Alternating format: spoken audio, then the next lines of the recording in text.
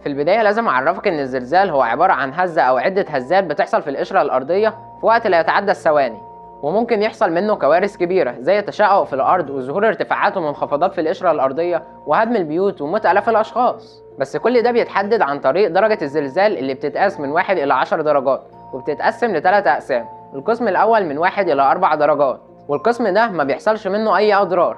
والقسم الثاني هو من 4 إلى 6 درجات، وده اللي ممكن يحصل منه أضرار متوسطة زي هدم البيوت. والقسم الثالث والأخير هو من 6 إلى 10 درجات، وده اللي ممكن يحصل منه كوارث كبيرة جدا زي هدم مدينة كاملة واختفائها تحت الأنقاض. أنت متخيل اللي ممكن يحصل ده كله بسبب زلزال، بسبب هزة في القشرة الأرضية؟